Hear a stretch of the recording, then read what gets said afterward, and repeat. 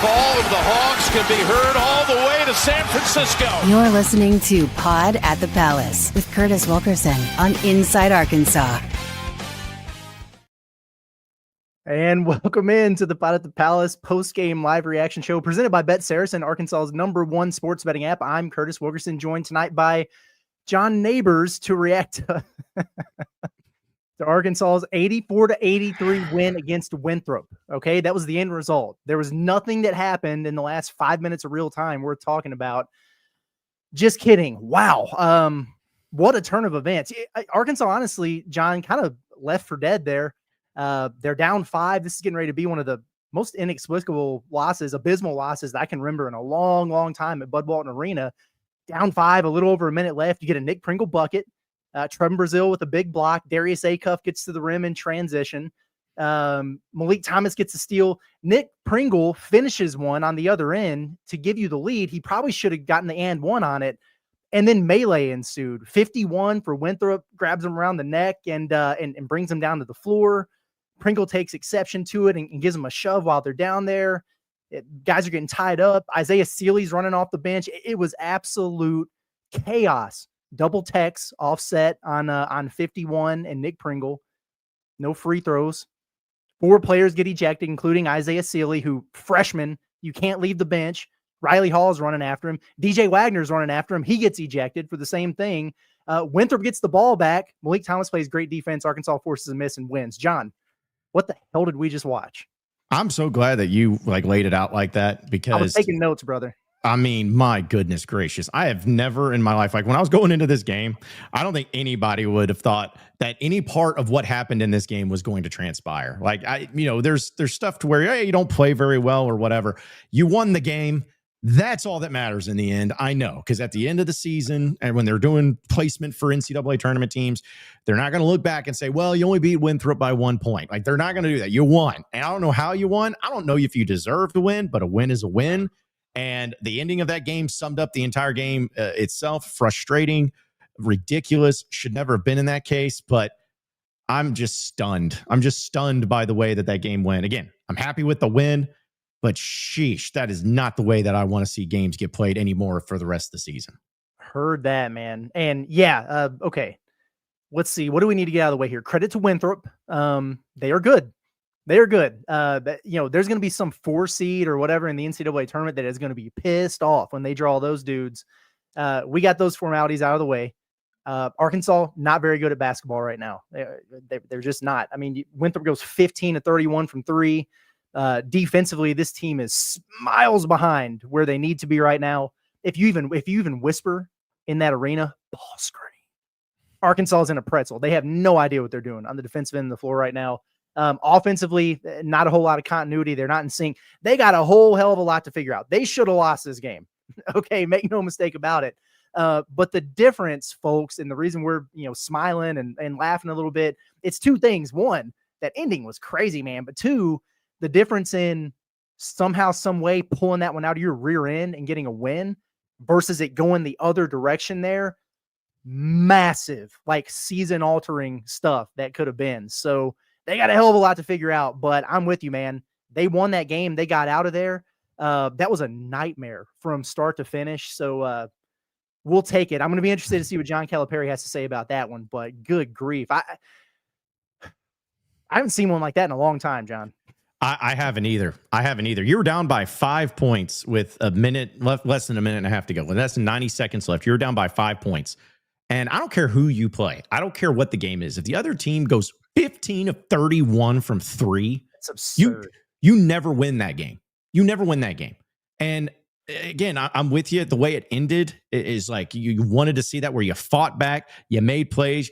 For once, you kind of stood your ground defensively. Your bigs, actually, with Nick Pringle kind of making the play there too. Again, it's just great to have that win. I'll take it all day long. But here's where my hope lies, Curtis. This is what my hope is. You needed some sort of boost of energy or kind of coming togetherness, kind of pissed off moment. Maybe, just maybe, the ending of that game can maybe catapult some stuff. Maybe be hey, nobody messes with us. That 51 guy was a punk. whatever his name is, Duncan or whatever. He was all game. He was being a punk, and he ripped down Nick Pringle. I was on team Nick Pringle in that. I'm hoping that this can inspire and motivate the team to kind of come together. I don't know if it'll do something like that. But that's what I'm hopeful for. But jeez, it's just I never want to experience that type of game again. It's one of those. It's like watching. Those movies we want to see once. It's like watching like Passion of the Christ. It's only one time. I only need to see that one time, and I get it. That's one of those games where I'm like, I saw that once. I don't need to see it again. We're good. Let's just move on. And I know it happened. It's a win, but let's just move on and let's hope it never has to transpire once again. Man, I love your line of thinking right there. I was kind of on the same vein there where I'm like, okay, what's a good way to get this team to kind of come together and rally a little bit, maybe flip that switch, the real wake-up call that you needed. Let's just have a fight at the end of a game that you wind up winning when you weren't supposed to.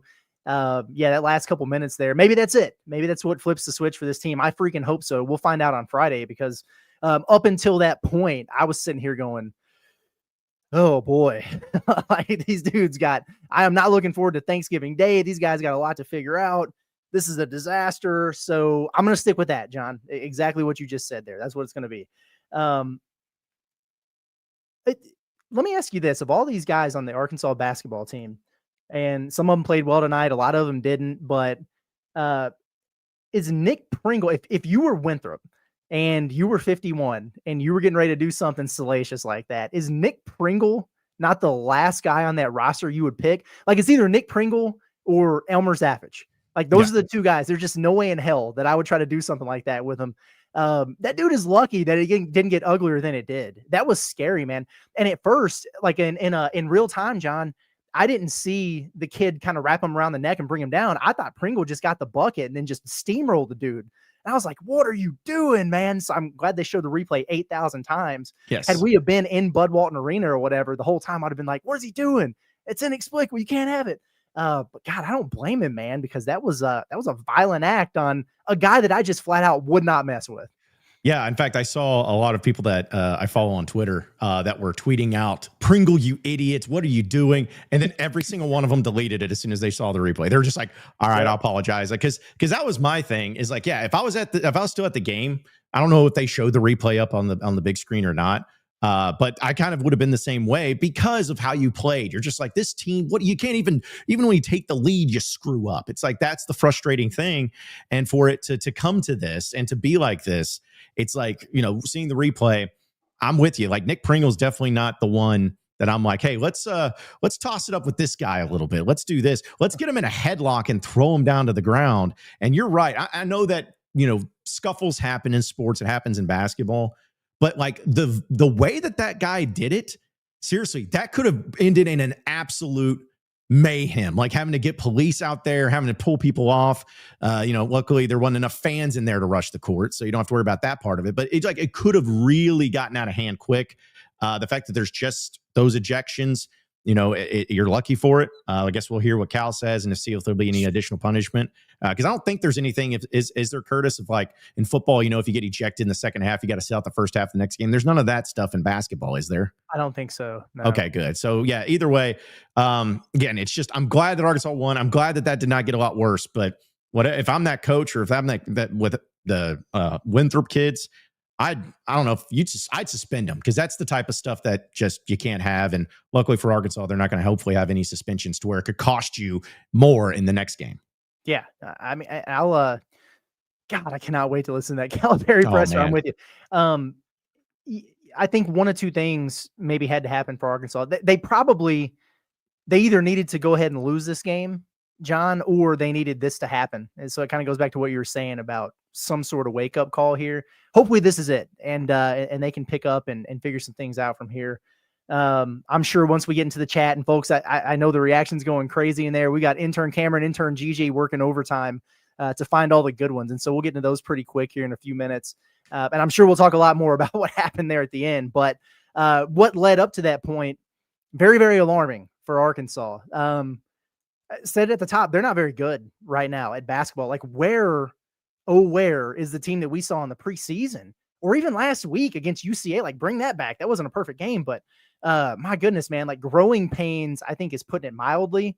Malik Thomas, I thought really, really bailed Arkansas out in this game. He had his moments too, but 26 points, 10 of 20 from the field. they really had no flow or rhythm offensively, and he made some tough shots in there. I thought Trevin was really good in this game. Nick Pringle, he had the moment that we're never going to forget there at the end, but he was solid for Arkansas. A lot of no-shows in this one too. I mean, like they gave Malik Ewan the start. Should they have done that? Maybe not. Wasn't great there. Carter Knox, I didn't think played particularly well. DJ Wagner, there was one point when he blocked that three-pointer like midway through the second half or something. I was like, oh, he's playing tonight. Like, you just didn't see him the entire game. So a lot of guys that really need to figure it out and be more consistent. Defensively, they're in shambles right now. We talked about it, but for a while, John, it was like communication and your rotations are late. And it's like, okay, signs of a team with a couple freshmen out there and some stuff that you got to sharpen up. But now they're doing a thing where you're just able to drive right by them. And a team like Winthrop is getting in the paint whenever they want to, spraying it out for 15 of 31 from three. That is terrifying, man. And I can't remember what Samford wound up shooting the other day, but it was too good. We know Southern hit 12 threes against Arkansas in the opener of the season. So you got lucky that you played a Michigan State team that, they couldn't shoot against Arkansas. They shot pretty good against Kentucky tonight. But between them and UCA, it makes you look like you're a better three-point defense than you are. They're an absolute train wreck on that end of the floor right now.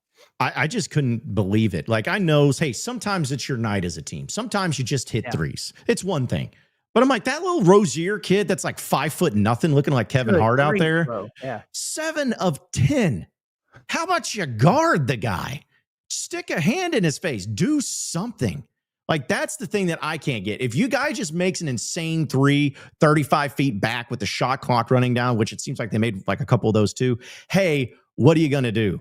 But there was just way too many things to where it was like, yeah, it was a joint effort, but you just had the same guys. Like the Clouette guy went 4 of 6. The other guy went 2 of 5. So you're talking about the majority of, if I'm doing my math correctly, 13 of those 15 threes came from 3 players, just 3 players. So that to me was the extremely frustrating. I know, your former coach, Curtis, ball a lot more than mine, but I'm like, I know the basics. And that's what's frustrating to me is it was like basic crap defensively that Arkansas was not doing. Simple, like you said, like pick and rolls and things like that.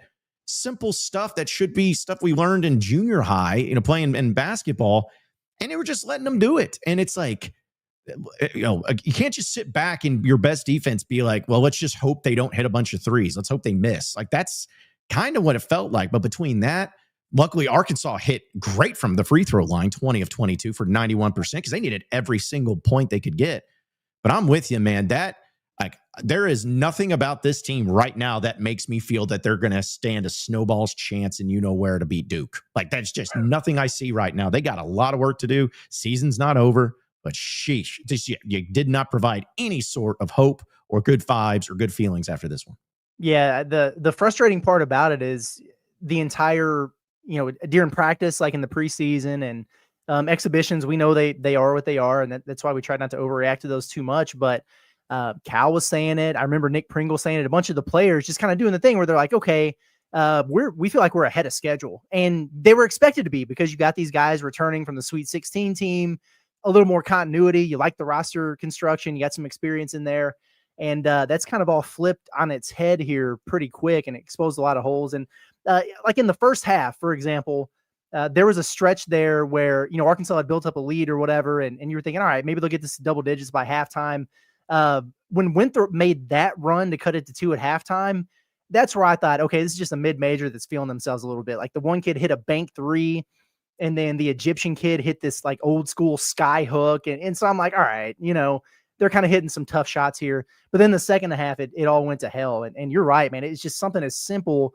And it's not they don't even have to set a good ball screen, but any type of middle pick and roll, it's just leading to a wide open look of some variety, whether it's a wide open 3, a guard just getting right into the paint and spraying it out to a shooter, or you hit the roll man because everybody's late rotating over.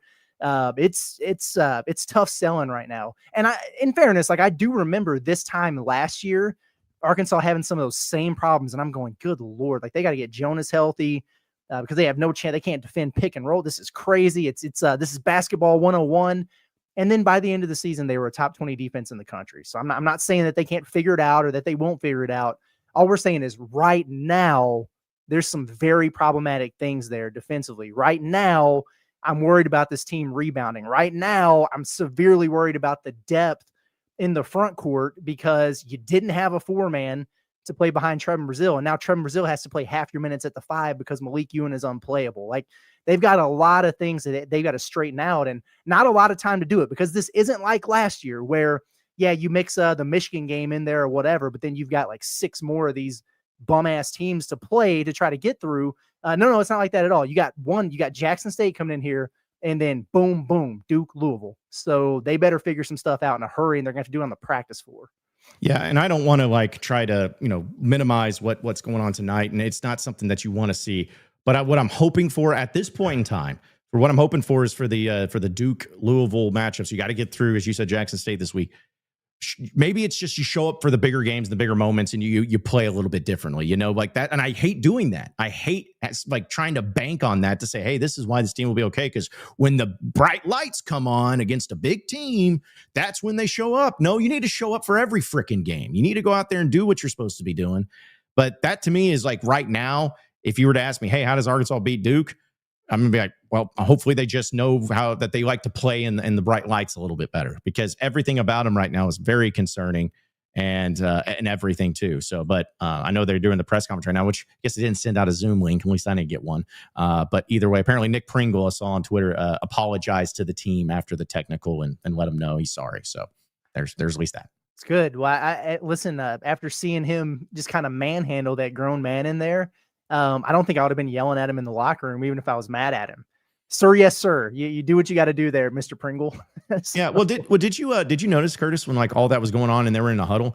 Like, I don't know, what the reaction would be or whatever, but Cal was not like talking to him like in his face, like, what are you doing? It was kind of like, maybe just because Cal saw what happened and he was like, he wasn't losing his mind or saying, you got to be smarter than that. It was very chill. So it just made me something that I thought was pretty fascinating.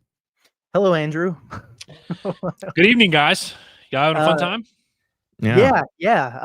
I know that you had a nice little birthday dinner a little bit earlier tonight. I'm not sure how much of tonight's festivities you saw, but I have a feeling you saw the end of it. Your thoughts? Yeah, my thoughts are, so I was, of course, at dinner, checking the game, checking the score, doing all I can. 43-31 at halftime, right? 12-point lead, and I'm like, okay, this is good. This is gonna be nice. Well, what was it? 2. Yeah, was it 43-41? Yeah, there was no time where any team led by 12 in this one, man. Dude, so I guess I just was completely out of it. Literally first half, I'm like checking the score, and I'm like, okay, and I'm like kind of keeping up with it, but I'm like, they're good. Like, I'm at a point where I'm like, I don't have to keep paying attention to this game, and I did. Every time I kept checking it, it kept being closer and closer, like you guys said. And I see I have Daniel Shee's tweet noties on. And those were getting me through as well. And so I watched like the last 10 minutes. I was locked in for it. And of course, the ending, big picture, man, this team has an on-off switch. We know they do.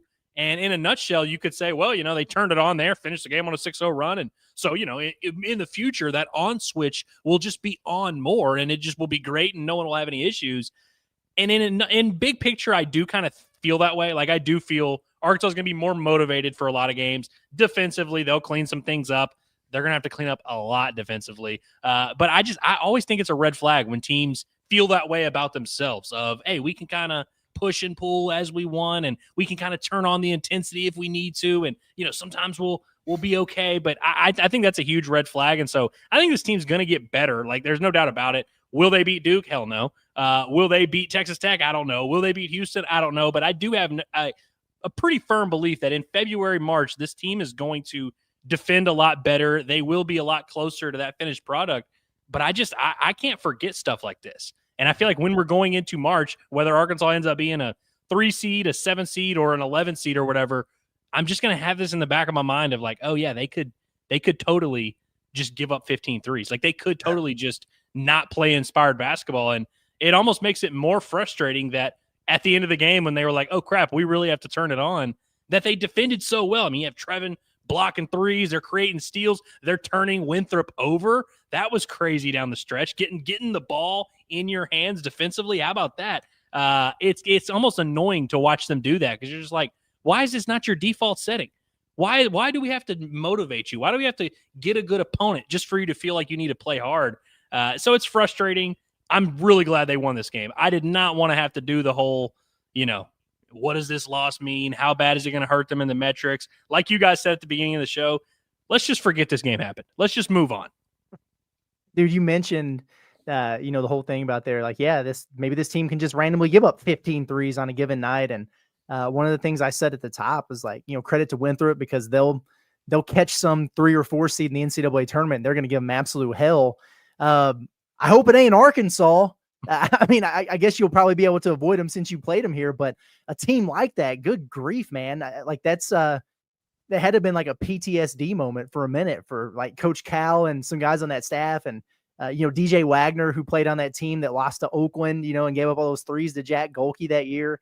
And if you ever wonder how a team with such talent can get into the NCAA tournament and get popped like that, well, there you have it, folks. Like what transpired against Samford and what transpired tonight against Winthrop. So on one hand, I'm like, man, just got these expectations for Arkansas to have a great regular season and get a super high seed in the NCAA tournament. And they still very well may do that. I mean, we're 5 games in. We know how much these things, evolve throughout the course of a year. But there's a part of me here tonight that's like, damn it, I kind of hope that they take some L's and we get down in that 7 seed range again, because I would much rather face, an underachieving Kansas team in the first round than one of these mid-majors right now, because it's ridiculous what we're seeing. I guess we'll find out what it looks like on Friday, but I don't know how, like the best word to describe how I feel right now, because I had resigned myself there with a little bit over a minute left to shit, man, like we are going to have this conversation and talk about it. And I'm not prepared to do that to, oh, wow, we've got this entire melee and this brawl out here. And then I realized, oh crap, there's still 11 seconds left and Winthrop's hit 15 threes. They might go down here and hit a dagger 3 to end this one after everything that just happened. Then they miss. And like within 30 seconds, we're trying to go live and we're sitting here like, okay, Arkansas won. There was a fight. It was a terrible game. Screw it, go live. And now here we are. So, you slept on that Malik Thomas perimeter defense, bro. Absolute clamps down the stretch. Yeah, I tell you what, man. How about that? And hell yeah, he got the stop on that 3. Good defense. Thank you for not fouling like your boy Acuff did at Michigan State. But he got the steal a little bit early when they were making that 6-0 run there in the final minutes. So yeah, he made some plays. Trevin Brazile blocked like 15 threes. So we talk about how bad the defense was, but to your point, I guess whenever they decide on a given night at a given moment, hey, let's just turn it on for 60 seconds and we can go on a 6-0 run and make sure we win. They're capable of doing that, but boy, some killer instinct would be nice. Yeah, and it kind of reminded me, guys, I'm sure you remember the game back in 2021 is the first one I always think of, was the Northern Iowa game at home. Arkansas gave up 17 threes in that game. And they still won by 13. So it was a little bit differently. But I'd like to see if Hogstats can put something out. But it seems like it's stupid. But in these games where they give up that many threes, at least at home, because that's apparently the 3rd time in the past, I think it was 7 years or something, Arkansas has given up 15-plus threes at home to the opponent and still won. So it's like, I'll take it however it is. But yeah, that's just something that you don't want to do that anymore. And if Jackson State comes in there and they hit 12 threes or something, I don't know what to do. I don't know what will be the move. You know what sucks about this is you see tonight's game and I know we've talked about March a lot, and I know we're skipping ahead here. And you think back to all those Cal teams that would give up, like the Jack Golke team, like you mentioned, or these teams that would run into weird matchups where you just see how vulnerable they are. And it's hard for me not to realize how many characteristics this Razorback team shares with some of those teams. But make no mistake, and I really am not. I know this is kind of a boring take here, but they also share a lot of characteristics with that Aaron Harrison team that went to the national title game. They also share a lot of characteristics with some of Cal's best teams that won 30 regular season games. And so I think we're always looking for that verdict of like, so which is it? Are they going to choke or are they going to go to the Final Four? It's like, I really think both are equally possible.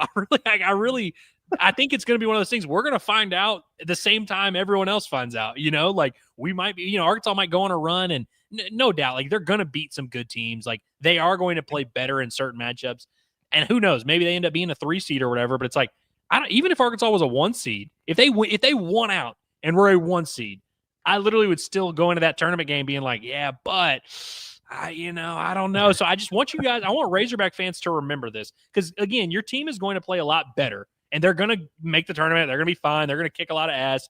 But I do think it's going to be one of those things where you can never be super confident. You can never go into the NCAA tournament being like, oh, no, we figured it out. We're good. Because this is always possible. Yeah, it definitely is, man. And what a missed opportunity, too, because had Arkansas just, I don't know, casually won this game, being able to make fun of Kentucky for just getting their ass beat by Michigan State on a neutral floor after all that talk to Arkansas for that close loss at Michigan State. I was so primed up for that. I was looking forward to it. Not going to do it. Like, you guys get a pass, tough loss, but we're not in a position to talk right now, unfortunately. Just Dude, I had my tweet because I tweeted out that, Tom Izzo beats Mark Pope. That's me. I tweeted that out, and I had the tweet to the reply of that saying, cook me for this one, Kentucky fans. I deserve it. Like, just throw it at me. Just do whatever you want because I deserve it. Luckily, that did not happen.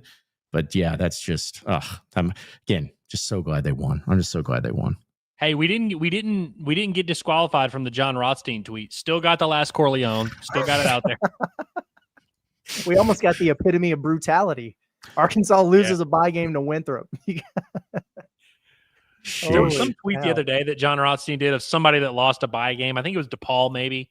And if you do a search, he has tweeted that exact sentence like 7 times. DePaul loses a bye game to it's like the same school they keep losing a game to. Good Lord, man. Okay, we talked about the fight. We talked about Arkansas stinking. We talked about the final stretch there. Anything else that we need to get into here before we get into the chat? We talked about it briefly, but shout out to Malik Thomas. 26 points, 50% shooting from the field. He hit 3 threes, made some defensive plays at the end. I guess actually, I was going to say the MVP for the report card is going to be an easy one, but I might just give it to Nick Pringle for the hell of it. I don't know. So that was kind of crazy, but yeah, I mean, honestly, guys, I thought he looked really good. I was pretty impressed with Trevin. I wish that they would have gotten him the rock a little bit more in the second half. I thought he played really, really well and was aggressive. Acuff, I thought did not look good tonight. Malik Ewan, I don't know. At what point are we kind of done with this experiment for a while? Maybe. I was surprised we didn't see Isaiah Sealy after what Cal said about wanting to get him in there more, especially on a night where you wound up DJ only played 18 minutes in this basketball game. And Carter, they set him for a long stretch because he was doing a thing where he just drives into a wall of guys and turns it over or gets in transition and throws it, into the bleachers. So they still got some guys who have to figure some things out. But I guess the beauty of it is if you have a really talented team, then all you need sometimes is Malik Thomas to pop off and Trevin to be good for you. You can sneak out a win. Dude, I look at the minutes distribution and I think there's something there. Like, obviously, anytime you get closer and closer to March, your rotation is going to get shorter. And Cal even alluded to it, I think, after the post game the other day, where he was like, last year I had stretches where I played 6 guys. I might just play 6 guys. If you look at tonight's minutes distribution, I mean, you have, I guess, 1, 2, 3, 4 guys, 28 minutes or more, and then a 25, and then a 20. And it's like, after that, I mean, Malik Ewan plays his 7. It's like, that's it. You know what I mean? And I wonder if there's going to be a game here where Cal just says, screw it. We're not tinkering. We're not rotating. We're not doing whatever. We're going to play these. We're going to play Brazil and Pringle together, which, might be something there. And we're just going to roll with it, man. I think it's going to be next Thursday. If I had to guess. John, how you feeling about this Duke game? I mean, I just feel like it's, again, I'm hoping that they get up for it. Like, that's really what my hope is like you're playing Duke on Thanksgiving in Chicago in front of what will be, a bunch of fans. It's on CBS. You're going to be with the brightest of lights, and I don't care who you are. Like, playing Michigan State on the road is great. Playing Louisville at home is great, but playing Duke is always going to be another level. And so I'm just hopeful that it's like, again, this is a team that when the lights are the brightest is when they show up the most. I felt like that maybe, what was it, last year when Arkansas beat Michigan in Madison Square Garden? I was like, oh man, it's when the lights are brightest. But then it can, still had their issues. I'm kind of hoping that this can be one of those things to where, hey, you're coming in a little hobbly, but you turn it on and you get it going. Because again, that's all I have. That's all I can say as to why I believe Arkansas could win this game is that's the mentality. But until I see something different, because if we see the same crap against Jackson State, I'm just going to be like, I guess we're just dead set on doing this again. We're just dead set on being stressful all the time. Honestly, and I'm glad you said that. Who am I to not mention, to go straight to Duke? after these last two mid-major games, you still got another one on Friday in Jackson State. So maybe we shouldn't even mention Duke until we get to that point. Go ahead, John. All right, real quick. I'm going to hop off. I got the press conferences. If you guys want to do all Nice. that chat stuff, and if I get anything from old Cal, we'll upload it. So that's what I'm talking about. I'll be back.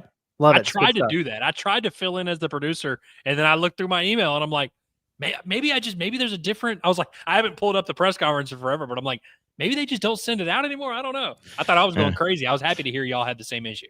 Yeah, same issue. So, but yeah, you guys knock it out. I'll be back. You got it. Sounds good.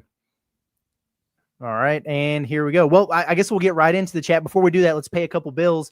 Tonight's episode of the Pod the Palace Postgame Show is presented by our friends over at BetSaracen, Arkansas's #1 sports betting app. Check out BetSaracen's no strings attached special, where new users can bet $25 and get $125 in bonus bets instantly. All you got to do is download the BetSaracen app on your Apple or Android device by scanning the QR code on your screen and using the code INSIDEAR to get that $125 instantly when you bet your first 25. It's BetSaracen, Arkansas's #1 sports betting app. We're also brought to you by our friends over at OZK Insurance. Whew, nobody wants to deal with the hassle of those scrappy mid-majors like Samford and Winthrop or insurance, and that's why I use and recommend OZK.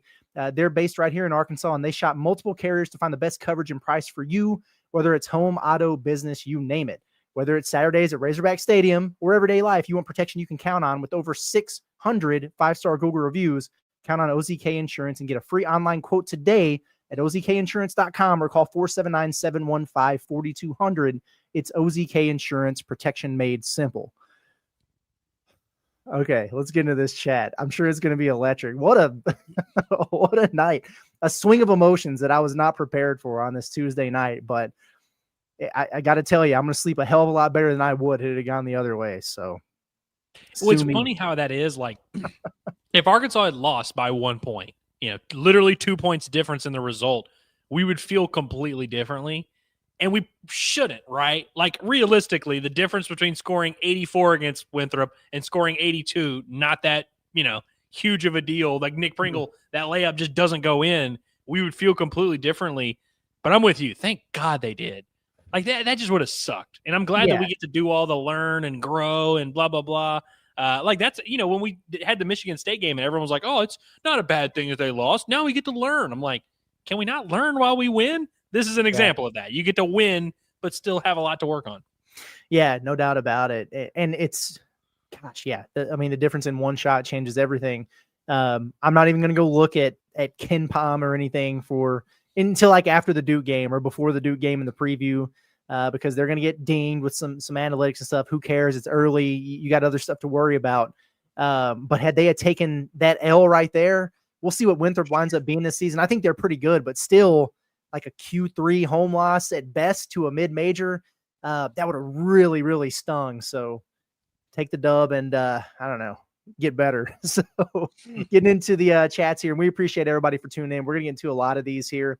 We'll start with Tuna's House. We appreciate you, says, ugly, props to Pringle, Brazilian, and Thomas. Shaking my damn head. Yeah, Pringle, Brazil, and Leak were pretty much the three guys who I thought showed up for Arkansas in this basketball game. Other guys had their moments here and there, but all three of those guys are really good. And I guess, if we're going to be mad at Arkansas's front court a lot this season, for Trevin and Pringle to be two of the big three on a night like this, I'll take it. We talked about it a little bit, man, on Inside Arkansas Live, that my bold prediction was that TB and Pringle would both get double doubles. They didn't, but 14-8 from TB, 13-7 from Nick. I felt like I might have been onto something there, but we'll take the consolation. Respectable prediction. And also, if you're now going to live in a world, which it's becoming more and more likely that we do live in a world where Arkansas cannot count on Malik Ewan for anything. They may eventually, there will be games where they get something from him, but you cannot go into matchups. We cannot go into the Jackson State game saying, oh man, we need X and Y from Ewan. If you get anything, cool, but you can no longer go into games expecting stuff from them. If that is going to be the case, certainly helps when those two guys play the way they did. They combined for 6 blocks, Curtis. If my math is correct, I don't think Arkansas had 6 blocks in either of their previous two games. Yeah, total probably, as a team, let alone from the two starting bigs. You're probably right about that, and I'm with you, man. Like at this point, I want it for Malik Ewan. I think he's got to want it for himself, man. Like they gave him the start, And I don't want to sit here and say, well, he didn't earn it. They shouldn't have started him. That was kind of the way I felt after that first rotation, but I don't know. He might have had a couple great days at practice to where Cal was like, hey, you know what? Let's see if this gets you going. And that was probably what it was anyway. Like, can we jumpstart you by throwing you into the lineup there? And how did it end? The first time he gets subbed out, it's Cal screaming at him all the way to the bench for a lack of effort play. And that's frustrating. And he had a couple, like he had an offensive rebound and a putback when he came back in the second half. I was like, hell yeah, I even tweeted about it. There we go. That's what you needed, man. And then the next possession down, he's just standing and watching, a ball defensively. And then he just kind of gets bullied by their post player in there. And it's like, okay, here we go again. And it's just, it's a glaring lack of effort in there, man. And so, is what it is. I'm with you. I'm just not really going to talk about it anymore. And whenever he decides, he wants to play and give Arkansas a good performance, and we'll say, hey, he's capable of that. And I'm not going to talk about it again. We'll see if he repeats it. But at this point, it's getting a little ridiculous. Brighton Moore 278 became a member. We appreciate you for that. It's good stuff. The student section says, can we stop blitzing ball screens? Either gave them an open slip or an open three, either switch or fight over. They got to do something different than they've been doing for sure. And the blitzing ball screens. Yeah. It's when you're not doing it at max effort and defensively, just in general, when you're a step or two steps behind on everything, a lot of times all it's leading to is, Pringle getting switched off onto their point guard. And exactly what you said, all of a sudden they got to, they can dump it down to their big, and he's got Darius Acuff on him or something, or they're kicking it over for a three. It is an absolute unmitigated disaster anytime Arkansas tries to defend a ball screen right now. It's crazy. Forcing a guy to make a pass is only good if he doesn't have a very clear and obvious pass to make that is going to directly lead to a bucket. Yeah. Good grief. Yeah, it's bad. Like I said it earlier, because it was horrific tonight. There were games at this very time last year where we were doing the same thing going. It's, there's a few different things you can do to defend a pick and roll. And you can just do any of them at a baseline level way better than you are. Like it's just pitiful. And they got a lot better by the end of the year. So hopefully that winds up being the case, but my goodness, man. Filthy Tom says, I feel like this team needs crowd energy. They look lost when it's quiet. I'm nervous for the sleepy games. Team Pringle till I die. But time and place. I was super, that's probably the lightest crowd I can ever recall. That wasn't like one of those snow impacted games, probably lighter than those, honestly. And on one hand, I'm really upset about that. On the other, don't complain about a mid-major crowd if you're going to play like a mid-major team. It's like, I'm glad they, the several hundred people or whatever that, and it's only a slight exaggeration, who were in there at the end of that game got loud and everything like that. And yeah, if there were 19,000 in there in Bud Walton Arena, Arkansas would probably win that game by 10 or 12 or something tonight. But I hope it's packed out for the bigger games.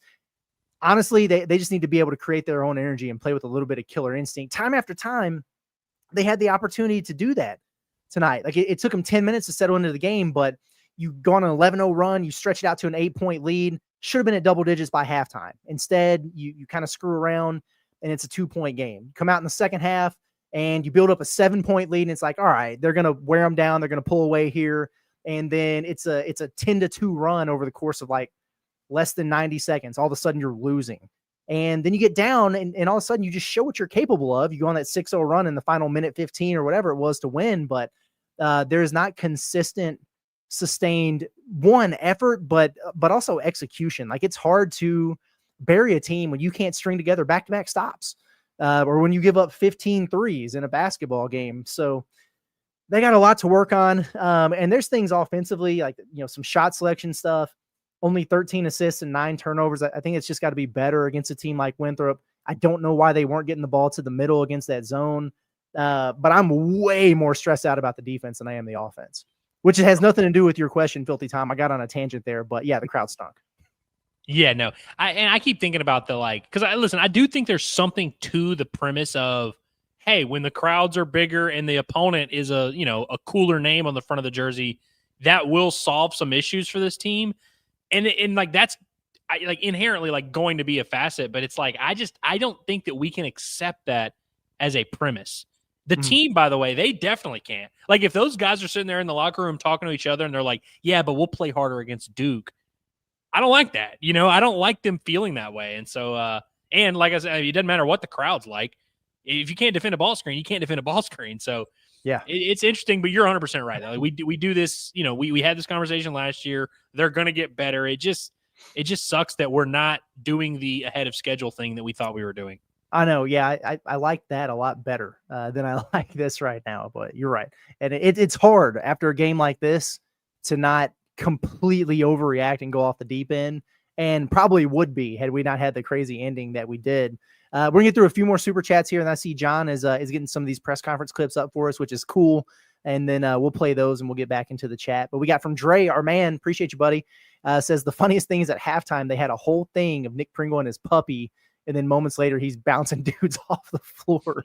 I did see that. Yeah, Pringle's walking around his dog, and I'm like, oh man, that's sweet, that wholesome. And then 51 is lucky that that ended the way it did, because it could have been a lot worse for him there at the end. That was wild behavior. I was very, very convinced that Arkansas was going to get screwed there, and Winthrop was going to have 2 free throw attempts. Like, I was fully prepared for that.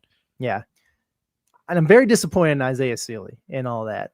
I know you're a true freshman, but you've been playing basketball. You can't leave the bench for that. And what were you going to do? Come on, man. Like, what are we doing here? Curtis, shout out to our boy, the guy on staff that's really tall. Riley Hall. Not Riley Hall. Riley Hall of Polynesian descent. Oh, well, it's either Tamaj or the other GA, but I feel like Tamaj is the guy I'm thinking of. Okay. Go back and watch the clip. The dude jumps out in front of the bench and starts defending, because he was trying to make, as soon as he saw stuff popping up, because to your point, everyone knows it's like I say unwritten. It is a written rule. Yeah. You don't leave the bench. You don't leave the dugout. You just you have to just stay in your lane. Especially college basketball, they're strict on that. And so I honestly, I'd love to sit here and be like, oh, it's BS. And DJ, by the way, just had to go get Sealy.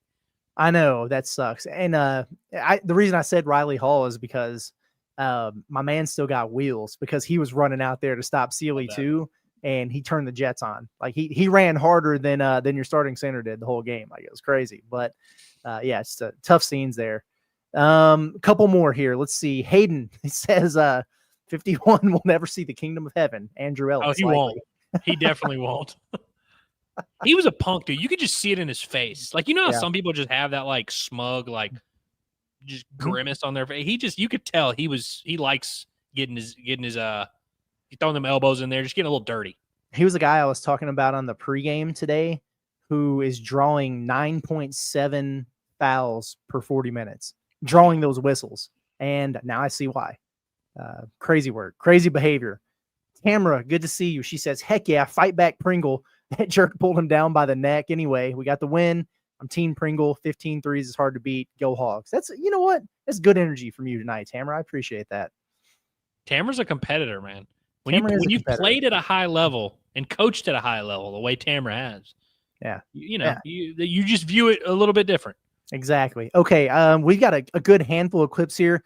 Let's play a couple of these, and then we'll get back into the chat. I see Cal's opening reaction. We'll get into that, and then it looks like he's talking about the nonsense that took place there at the end. But let's get his opening rant, because those are usually pretty good. 15 threes. Some of them were on us, I know. We have guys that do not think you have to speak. They just point, and I didn't hear, we don't talk.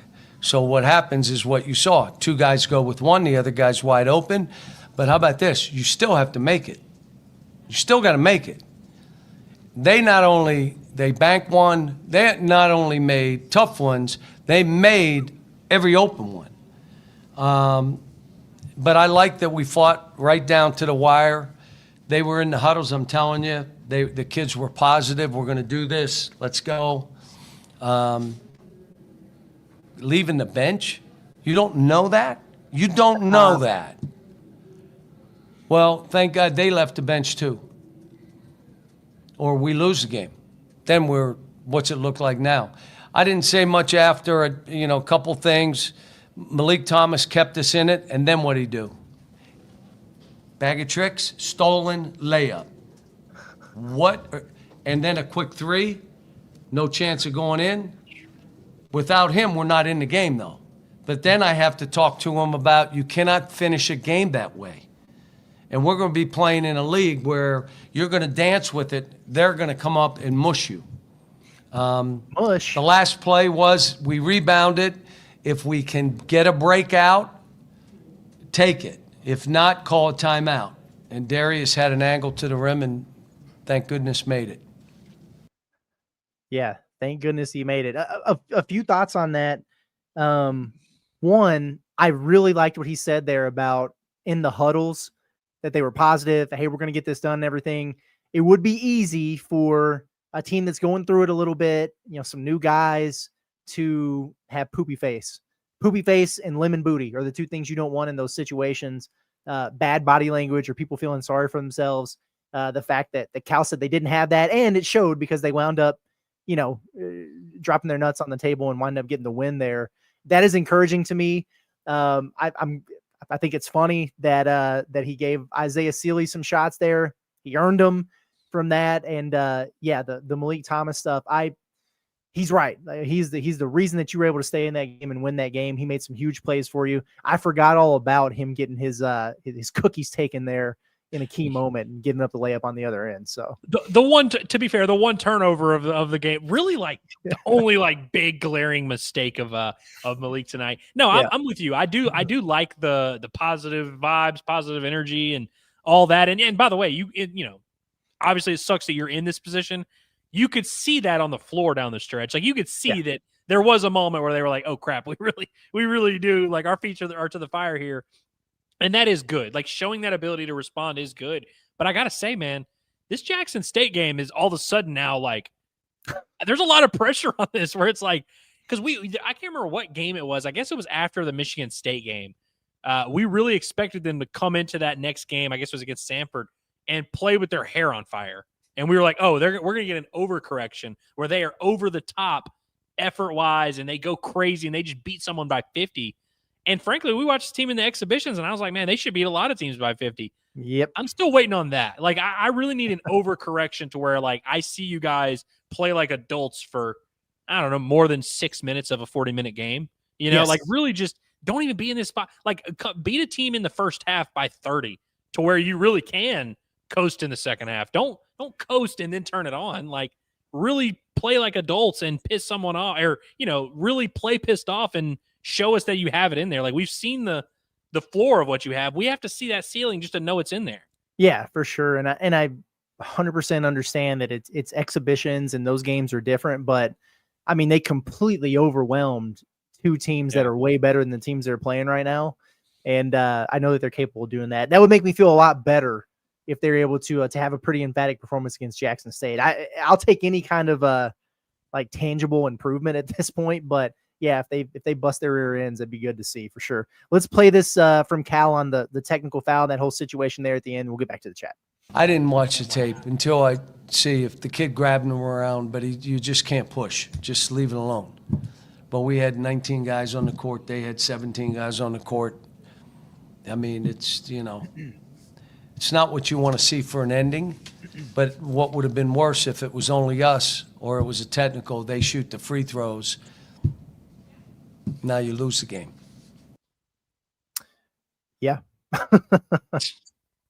mean, yeah, fair enough. I guess he's right. I mean, if he didn't see the replay and everything, he can't say too much about it, but that's that. Oh, we just got a producer John just sent us a message and said we've got a 4-letter word coming out of John Calipari's mouth for his next clip. So we actually played that one.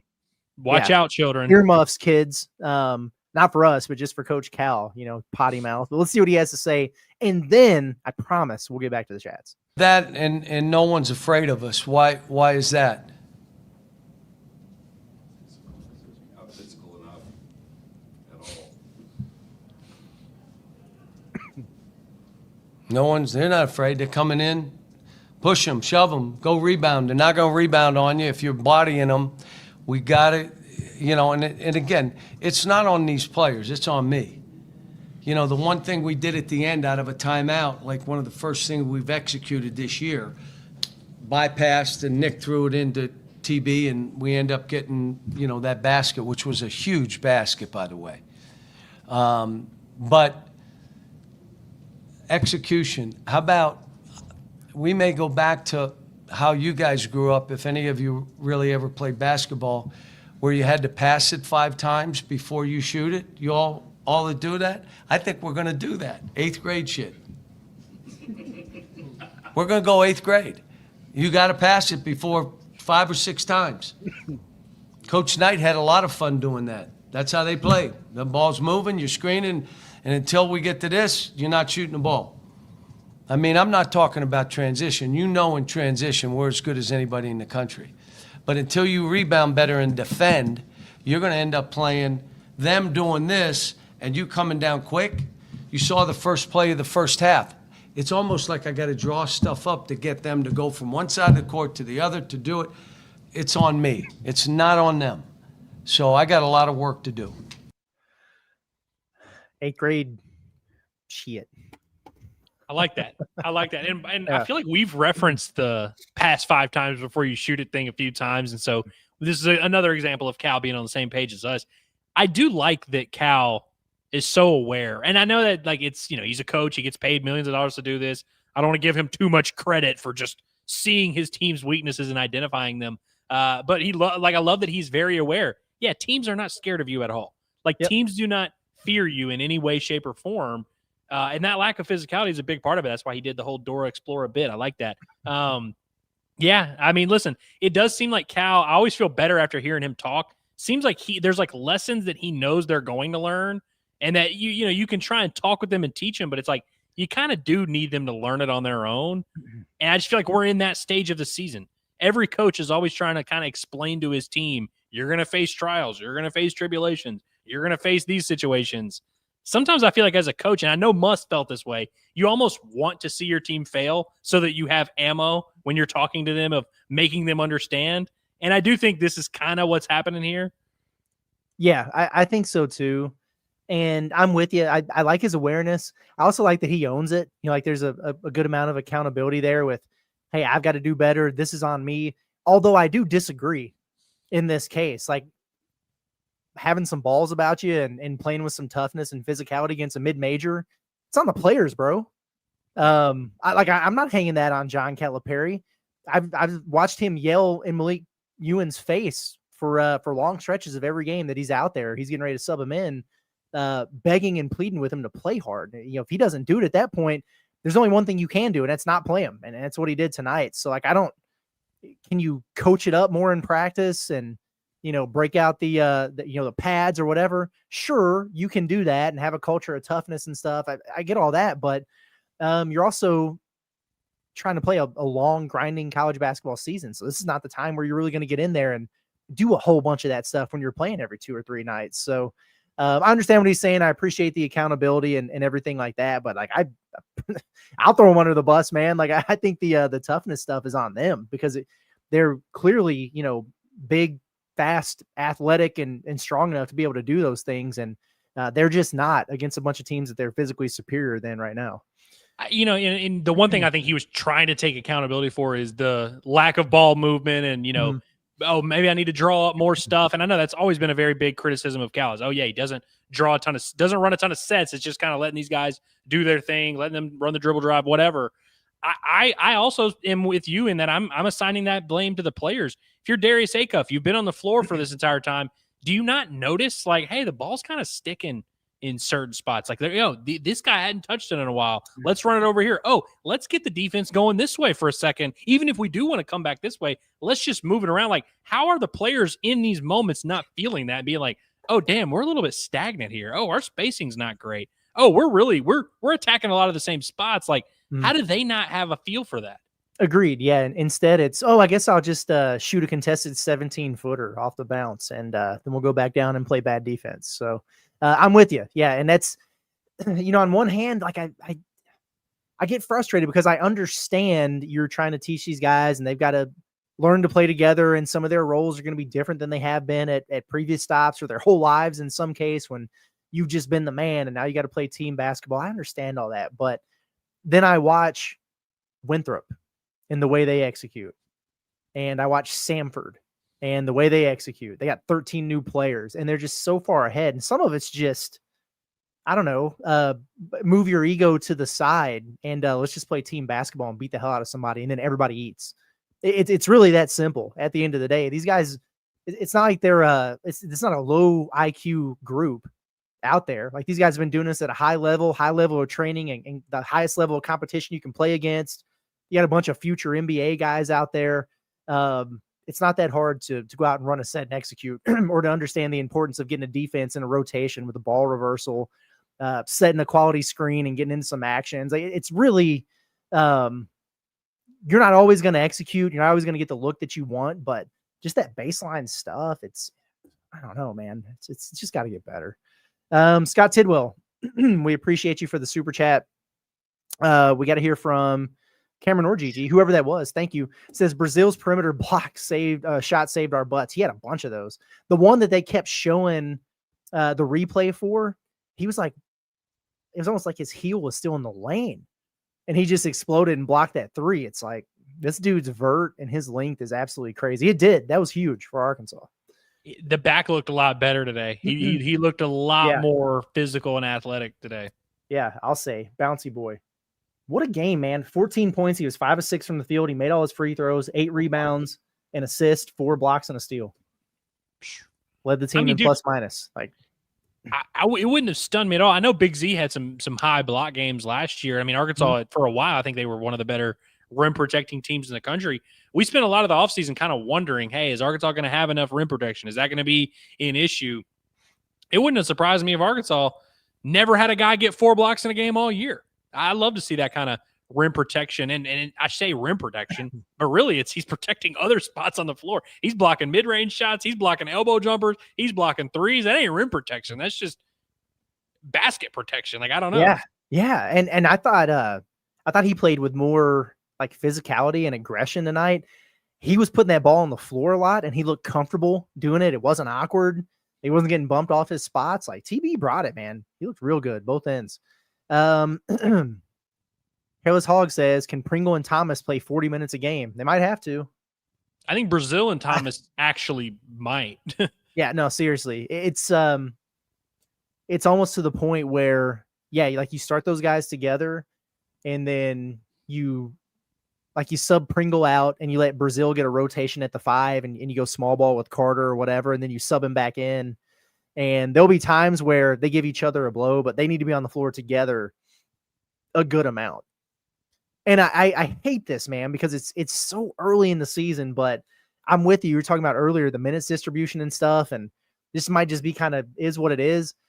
If they can eventually work a guy like Ewan to where you can get 12, 13 minutes a game out of him as opposed to just 7 or something, and you don't just completely capsize defensively when he's in there or just get dominated on the glass or whatever, if he can just give you 10 to 12 productive minutes, then that would go a long way for this team. And it just stinks because, boy, I would have damn near guaranteed that he'd be a guy who, probably average, worst case, like 10 and 5 for you and just be a real factor. Like, at worst, a platoon guy as opposed to, good Lord, we just have to give Nick Pringle a blow. It's a shame. Maybe he'll figure it out and turn it on, but he's given us no indications that's going to happen just yet.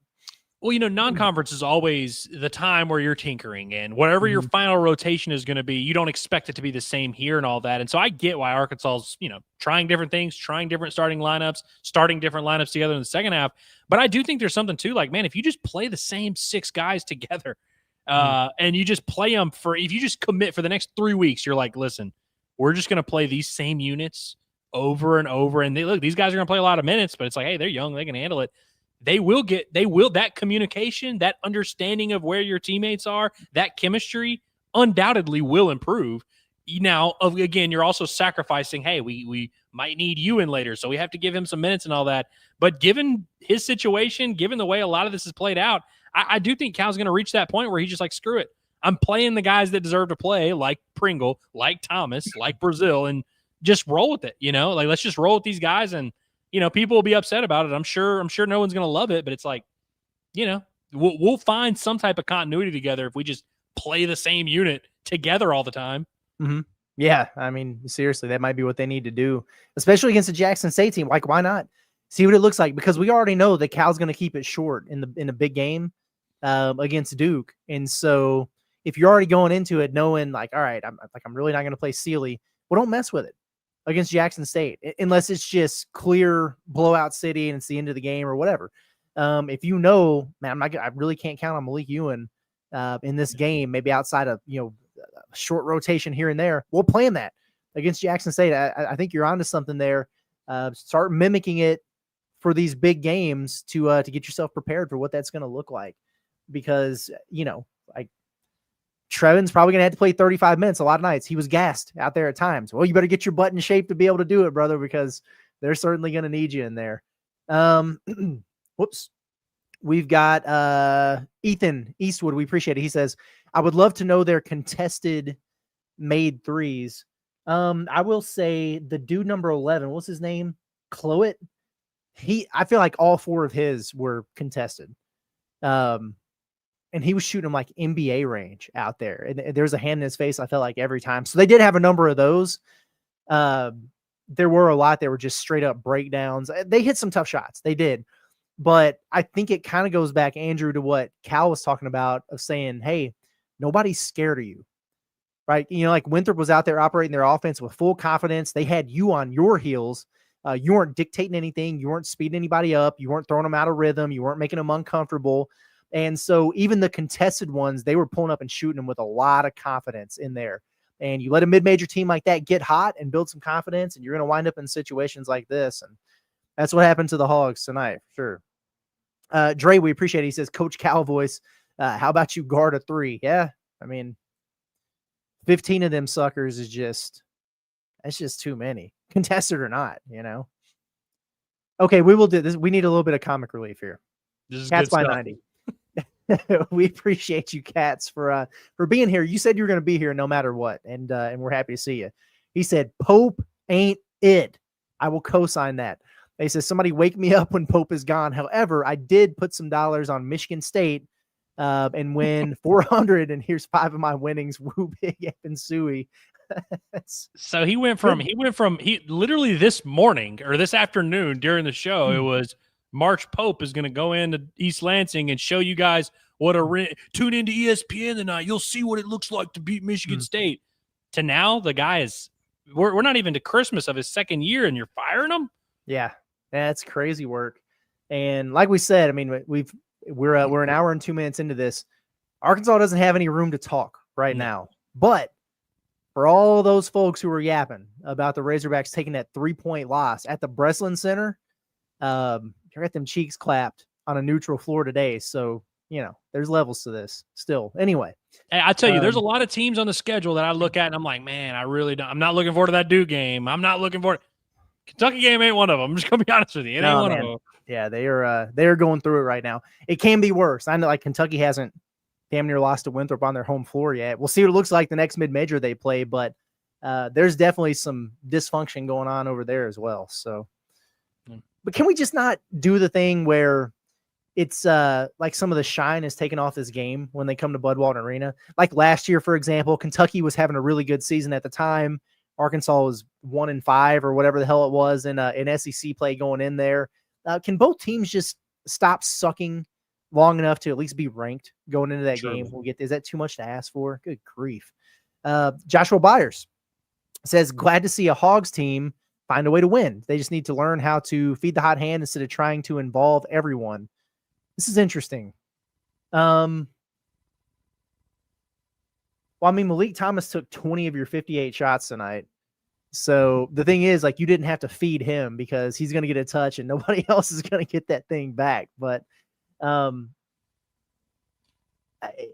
at some point, we're going to have start having a conversation about some of these other guys and what it looks like. Like, I'm disappointed with the DJ Wagner situation tonight.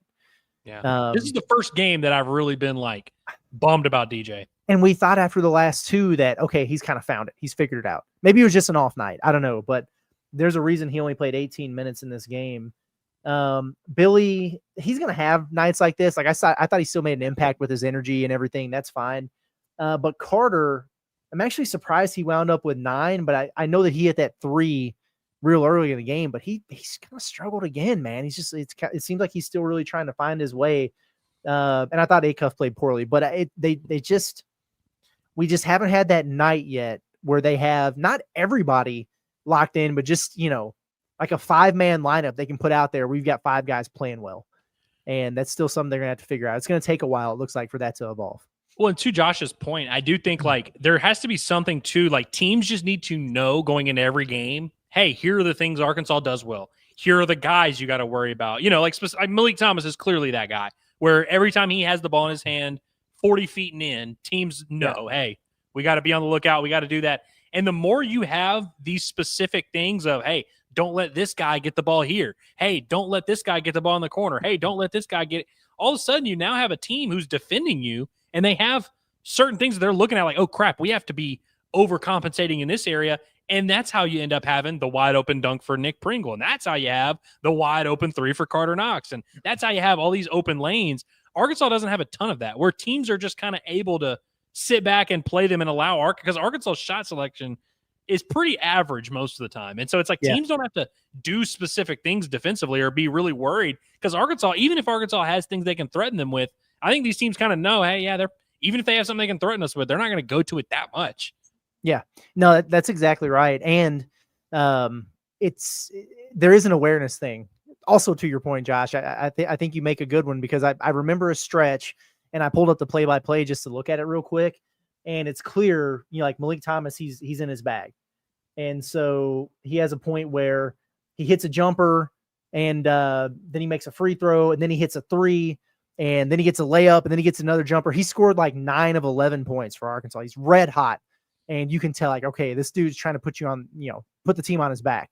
And then you get a stop and the very next possession. I'm not saying that Malik has to get the shot. You know what I mean? I'm not saying it has to be a situation where let's let him shoot a 30-foot contested heat check or something. But when you come down, Darius Acuff, and it's a no pass possession, and you who've been struggling all night pulls up a fadeaway 17-footer with a hand in your face, it's like that's what we're talking about. You at least have to make an attempt to get him the ball and let him make that decision at that point. You got to defer a little bit, man. Like, come on, what are we doing? Let's see. Lost my spot. Nope, here we are. Member for 6 months. That's good stuff. Bo JK. Do we know who that is? Bo. That's what we're going to call you. Horrible night, but better than a Q4 loss or getting belt to booty by Sparta. Yeah, could have been worse. Arkansas won. Never apologize for a win or whatever, but I'm with you. It could have been a lot worse. Ethan Eastwood says there were 10+ defensive urgency variants tonight. Is this a thing? I don't know exactly what that sentence means, but we do appreciate the super chat though. Or maybe he's talking about how they would ratchet it up and then just go completely, in the opposite direction. Because there was a lot of that. They would have a run, and it's when they would stretch it out or they'd come back or whatever, where it's just high intensity. They're turning them over. They're running the floor, skying for rebounds. You're like, okay, great. Yeah, let's keep doing that. And then, boom, you get popped for a 3. Oh, ball screen, wide open dunk. And then you're just kind of sitting there going, damn, I thought we were pulling away, and now we're down again. So speaking of ball screen, Curtis, you got to pull up the chat of our friends from Washington.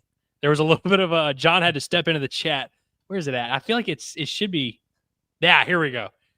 Mrs. Dansvan, I hope I'm saying that right, was asking what a ball screen is, and everyone in the chat was giving her a hard time, which like, what the hell? Oh, no, it's no big deal. Ball screen is just when you screen the defender of the guy who's dribbling the ball. It's like if you see Darius Acuff and he's at, the top of the key and Nick Pringle comes up and screens his man and then he dribbles off of it and you got some options, right? Like he can keep driving and get all the way to the rim or pull up for a shot himself, or he can kick out to the corner to a shooter, or, Nick Pringle, that's when he'll turn and roll to the basket and you throw him a lob and he dunks it. So that's all that is. And Arkansas doesn't run enough of it offensively. Should be a better part of their offense. And boy, they can't cover it on the defensive end. There's a lot of different ways you can guard it. Eric Musselman used to use the drop coverage where you get over the top and then your big man would just kind of drop back. You can hard hedge those screens where the big man would just try to, deflect the angle of the ball handler there. You can double team them or blitz them. You can ice them. There's a bunch of different ways that you can cover it, and Arkansas is not good at any of them right now, and they give up way too many easy looks coming off of it. So, Arkansas, man, there's a lot of people in here tonight. It's good stuff. Yeah, great. A lot of Arkansas says, Leak is the alpha. Agreed. Pringle is the 5. Yep. TB gave max effort. You love to see it. Closeout's got to be better, but they were shooting that thing. True. Carter spends more times on his knees than Donald at the Clinton residence. Carter Knox does have a propensity for falling down. Like it's this uncanny ability to put the basketball on the floor and just fall down. He drives to places where there's just no opportunity for you to do anything when you get there. And right now, if he's leading a fast break, it's a turnover. And that stinks because he's a really, really talented player. He had some moments tonight, but he falls down. He's like Daniel Gafford. Daniel Gafford was one that I felt like that dude fell down all the time. And you're just like, why is he on the ground again? Carter's kind of the same way. The more I think about it, and I don't want to be mean to, Carter. I love Carter. I really do. Even when he plays poorly, I love Carter. I know that we can't just say Cal's devoid of any blame or whatever because he's the head coach. He's responsible. It is kind of crazy how many of Arkansas's issues come down to individual guys just need to be better. Yeah. In specific. And then there's, big picture, yes, but also in specific situations, guys making mistakes on certain things. It's like if all of these guys that we know are capable just play to their capabilities, we're going to be okay. Yeah. Yeah. That's a very true statement. Just get a little more consistency. We'll be all right. Cameron says, I love Kentucky got their butts kicked. Yeah, we all do. That's good to see. Even in a shaky one for the Razorbacks, it's always nice to see those guys get beat like that and got beat like a drum too. And it wasn't one of those deals where, oh, this is a competitive game and Michigan State just outlasted them and pulled away at the end. They were kicking their ass from start to finish. So, hopefully Arkansas doesn't face that same fate against Duke next week. I don't want to talk too much because the way it's looking right now, that might happen. But, yeah, they got a lot to figure out. I didn't watch the Duke game because obviously I've been doing this and we've been doing whatever. But reports are that Duke didn't look that great tonight. Now, Peterson was out for Kansas. Yeah, so they win, Duke? Yeah, I think they did win. It was 60-53 last I checked. But, Kansas was up in the first half, and it seemed like it was a pretty competitive game. Let's see. That final ended up being 78-66. Okay. Booster had 18 and 10. But everyone I talked to or everyone that I saw on Twitter seemed to think that Duke didn't look that great tonight. Beatable, folks. There's a little bit of a crack in there. Believe in something. Travis Wiley with the super chat. Boom. Gosh, man, these guys are good. Says, as bad as it feels now, it would have felt worse if they had lost. There is no doubt about it. I'll tell you this right now. Sure. This show would be over already if they lost. We would have rapid fired through these super chats and been like, all right, we're out of here, man. This is crazy. But thank God they didn't. I'm with you. That's a very good point. We cannot lose sight of the fact that Arkansas is now, what are they? 4-1? 4-1. Yeah. Hickory Hog says this is clearly a mafia gambling scandal. They're in there with Scary Terry. They're tanking to drive the money line up for the Duke game. Get your money ready. I like that. Something to that. It's listen, to be fair, Arkansas did tonight. Y'all know in Incredibles, the final scene in Incredibles when Dash decides to run track at his school, and you can see the dad kind of telling him, hey, slow down, win by just enough. Arkansas pretty much did that. They won by literally as little of a margin as you can win. They gave the exact amount of effort needed. It's like if Cal told them, hey, guys, I need y'all to give us 71% effort tonight. We'll do it. And they were like, bet, that's exactly what I'm going to do. 71%. Yes. So to your theory of it being kind of a fixed thing, it seemed like Arkansas did exactly what they needed to do to win and nothing more. And then we've got, I didn't see this before I said it a minute ago, but B. Gord says, Scary Terry Rozier was not throwing games tonight. So, yeah. Oh, man. The Rozier name is now great after tonight. Yeah. Who was the Porter? Jonte Porter. He was good for it too. Chris Sullivan says, I'm just glad Kentucky got smacked around. Yeah. I love that people are throwing the super chats in there to take a shot at those dudes. But hey, when Arkansas lost that game to Michigan State, they were relentless in here, and we just kind of had to eat it. And we talked about it at the time, like, all right, we can't really say anything, but we were even semi-nice after they got smacked around by Louisville. But now that we got the transitive property thing, it's kind of like, all right, boys. Now it's like, dude, as bad as Arkansas played in that Michigan State game, now I'm looking at that game and I'm like, damn, that was a great performance. Yeah, maybe this team is further along than we thought. They all needed to this game needed to end. They need to go to the locker room and be like, oh, Michigan State did that. Oh, yeah, we are good. Okay, cool. Here we go. The intruder flies. Intruder flies. Yeah, the intruder flies. I like that. Boom. Tonight was Pringle's coming out party. Yeah, he was good. He was real good in this game. And he had gotten to a rut there where you'd pass him the ball on the block, and he's a good passer out there and stuff, but he just wasn't even trying to score. He wasn't even thinking about taking a shot. And I know that irritates John Calipari, but I knew it was going to be a good night for Pringle when in the first half, they dumped it in there to him on the block, and he turned and he faced the dude up. It was like one jab step and then went baseline, hammered it, dunked it over the top of him. I'm like, oh, okay. So Nick Pringle came to play tonight. He had some tough finishes in there. What did he finish from the free throw line? I felt like he was decent from there. Pringle was 3 or 4 at the free throw line. He should have got the and one on that go-ahead bucket there at the end. He got smoked on that. It wasn't the kid that, drug him down on the floor by his neck or whatever, but the other guy that wound up down there fouled him. Should have been an and one, but whatever. You won the game anyway. That was good to see from Pringle. It's kind of like we talked about. I think, what did the two centers combine for 2 points and 1 rebound against Samford? And it was like, I'm really not worried about Pringle. He's going to be fine. He'll get back to his baseline. Ewan, not so sure. And there you go. Played out the way. And outside of that last game, Pringle is, you just know what you're getting. You don't have to wonder, oh, am I getting good Pringle?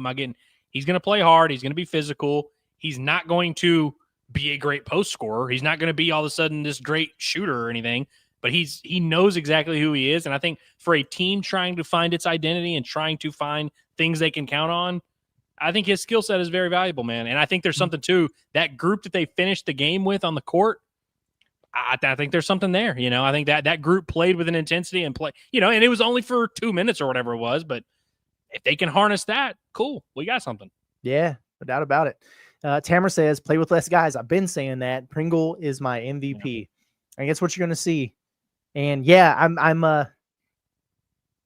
the further along we get, the closer I get to recording this report card, I think Pringle is going to be my MVP too. Yeah, we'll give a couple other guys A's, but I got to give the A+ to the game winner who, almost ended a dude's life out there. So I'm going to make 4 different burner accounts and comment and trash you for hating on Malik Thomas on all of them. Yeah. Yeah. Clearly you hate Malik Thomas. You hate him? So wait, so you think Malik Thomas sucks? Is that what you're saying?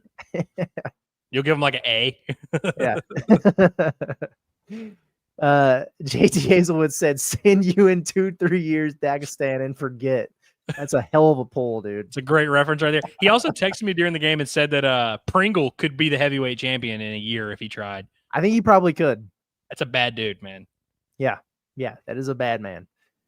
Fishman says, Andrew cursed the game predicting a 30-point dub.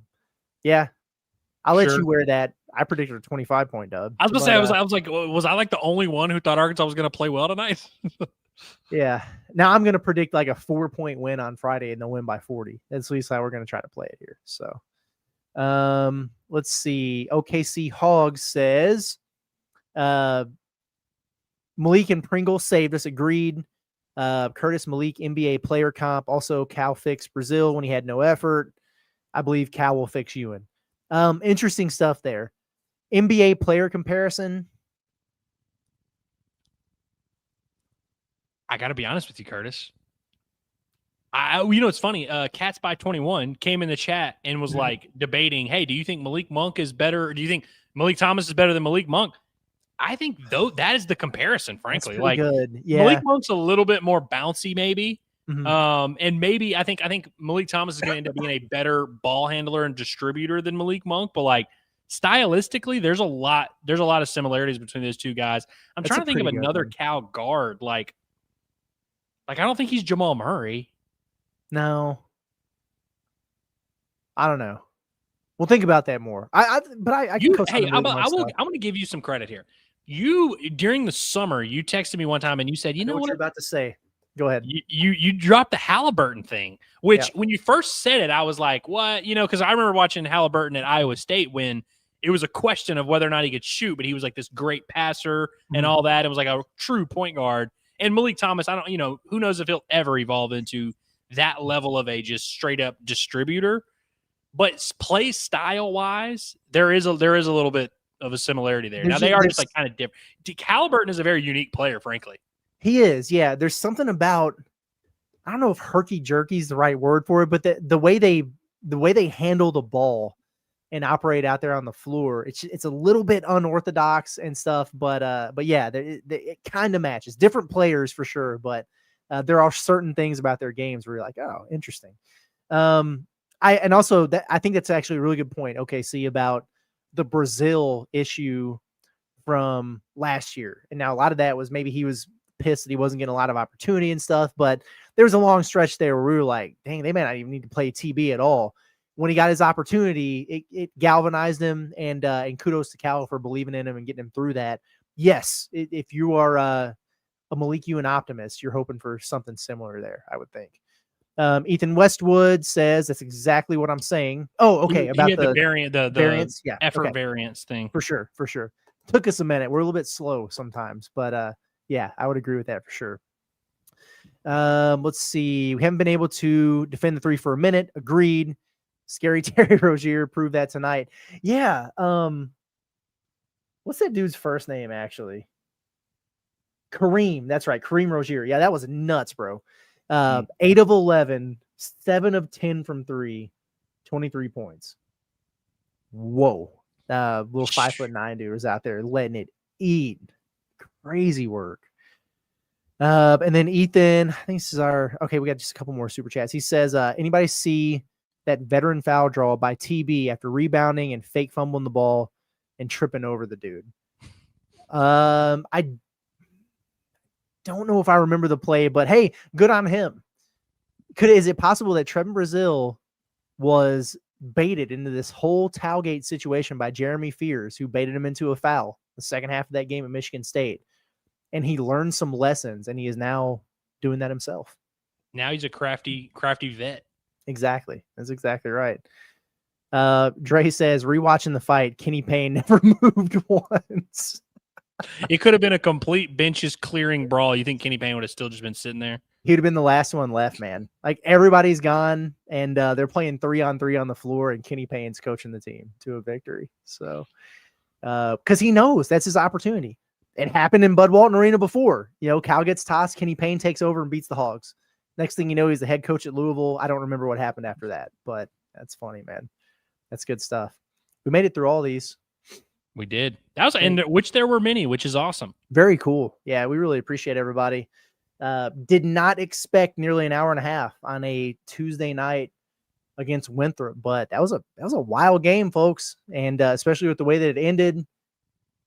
I'll take a deep breath, exhale. I guess Arkansas did win 84-83, and I keep going back to what John said at the top of the show. This has been such a long, and people forgot that John was he was with me for like a half hour, and then Andrew came in. So appreciate John for giving us his clips, though. I ended up doing more time on the post-game show than I did watching the game. Yes, I spent like 35 minutes of real time watching the game. Right. I did an hour on the post-game show. It's brilliant. Team effort here. Yeah. And I love it because I know that those super chats can get confusing sometimes, and people send them. There's just no way that we can find the follow-up chats. So shout out to intern Cameron and Gigi for hooking us up there. That's really good work. So a team effort from inside Arkansas on the Pot the Palace crew tonight. A team effort by the Arkansas Razorbacks to stave off the upset bid from Winthrop and win this one 84-83. Any final thoughts, Andrew, before we get out of here and call tonight? I'm going to spend my final thought doing my favorite thing to do on this planet, which is make fun of OKC Hog. I just saw him say that he didn't like the Halliburton comment because he said Malik Thomas is a way better shooter than Tyrese Halliburton. Well, if Malik Thomas were a way better three-point shooter than Tyrese Halliburton, that would mean he's like Steph Curry, because Halliburton has shot 40% from three in 5 of his 7 NBA seasons. His lowest ever career was 36.4% on 8 attempts a game. So if Malik Thomas is a much better three-point shooter than that, it's going to be That's gonna be big. But no, seriously, I appreciate everybody for tuning in as always, and I love whenever we end up going longer than we expected because that means a ton of people were in here supporting, giving us super chats and all that, and it really is awesome. And sorry this game sucked, and sorry this team has not reached their full potential and fired on all cylinders. But the journey is the friends we make along the way. That's all that matters here. But in all seriousness, we'll flush this one. We'll move on. They'll whip Jackson State's ass. We'll see how the Duke game goes, but we will one day look back on this night and giggle. Oh, remember when Arkansas sucked defensively and gave up 15 threes and almost lost to Winthrop? We will look back when days are better and we will laugh. Yeah, number 51 from Winthrop, not one of the friends that we made along the way, but good luck to them the rest of the way. Credit to them. They played well tonight. But Arkansas got the dub. And echo what Andrew said, it ain't pretty right now. It does not look like a good basketball team, but we've already seen glimpses of what they're capable of. They'll get better as we move forward here. Hopefully that happens fast because some really, really important games coming up. Make sure you tune in to the post-game report card that'll go out in the morning. I'm sure that'll be a lively adventure there. Stay tuned, hoping, knock on wood, for a little recruiting news tomorrow evening on the Arkansas basketball front. The best way to stay tuned with everything we got going on, just subscribe to the Inside Arkansas YouTube channel. Turn those notifications on. That way you're notified anytime we upload new content or when we go live for things like this, breaking news, whatever. Subscribe wherever you listen to your podcast, to all of our podcasts. We have a lot of them. You know them by this point. And everybody get a little bit of rest. Enjoy your night. We appreciate you. It's been Andrew Ellis, John Neighbors, intern Cameron, intern Gigi. I'm Curtis, Pod the Palace Post Game Show. Thank you guys. We'll catch you next time. Everybody have a good one.